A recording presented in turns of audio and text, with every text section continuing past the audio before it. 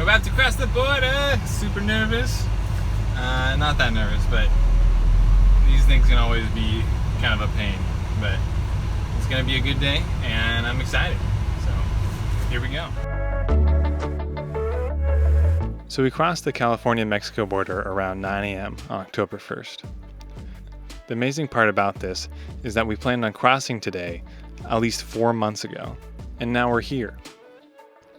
We've been waiting for something to throw a wrench in our plans, but we've made it. We are doing it.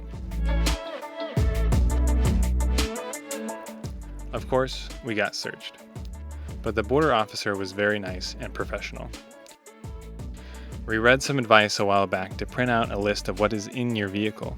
We did this in both English and Spanish, and I definitely think it helped. We were waved through and were directed to the permit office.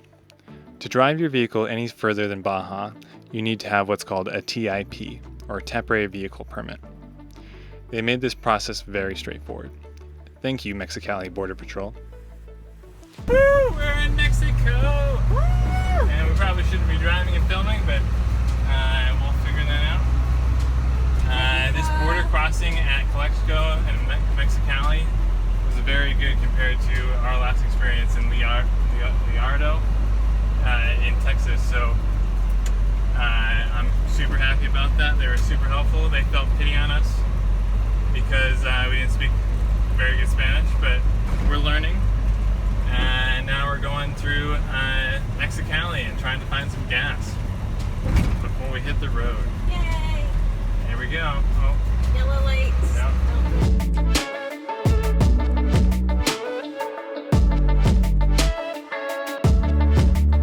We are 5 minutes into Mexico, and people are already making fun of Lauren for being too tall.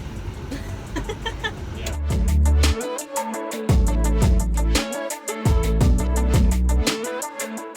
Not long after we fueled up, we were pulled over by a police officer.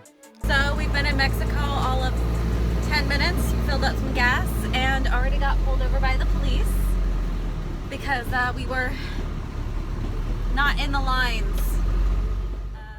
He asked me to step out of the vehicle and let me know that I was swerving between the lanes a bit. This could have been true as we were trying to figure out how to get out of town, and our truck is very large. He searched the cab for alcohol and guns, but of course, we didn't have any. He then let me know he would have to bring us down to the station to issue us a ticket. He said this a few times. You can never know for sure, as they will never directly ask for it, but I think he was looking for a bribe. I told him we were happy to go down to the station, but eventually he just said we could go. We generously thanked him and continued on, making sure to drive straight as an arrow.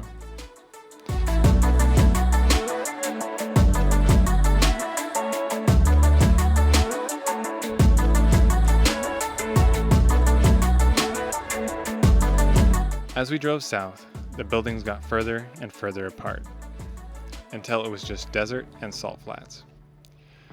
There are definitely a lot more hills and small mountains than I expected. The drive was nice and eventful. In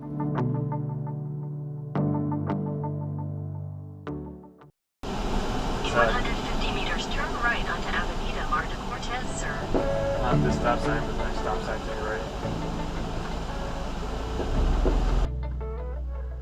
The town of San Felipe was welcoming from the start. Some people said it was a bit rough, but I couldn't disagree more. This place hosts both locals and tourists when it comes time for a great beach day.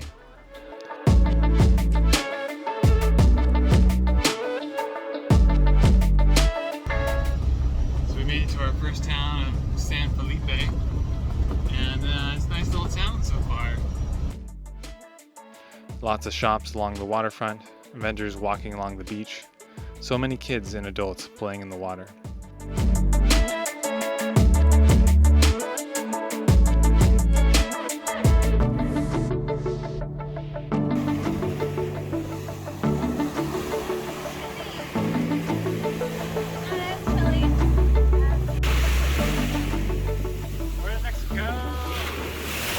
One interesting thing you don't see in the US is people giving inner tube rides, boat rides, and jet ski rentals right from the water. They just pull up along the beach, they hand you a life jacket, and off you go. No liability waiver needed.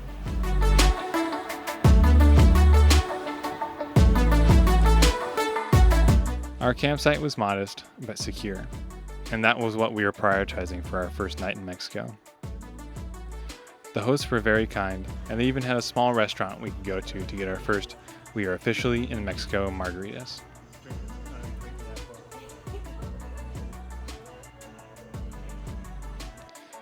All in all, we ended the day by cooking dinner in our truck and eating under the stars. A great start to our journey south.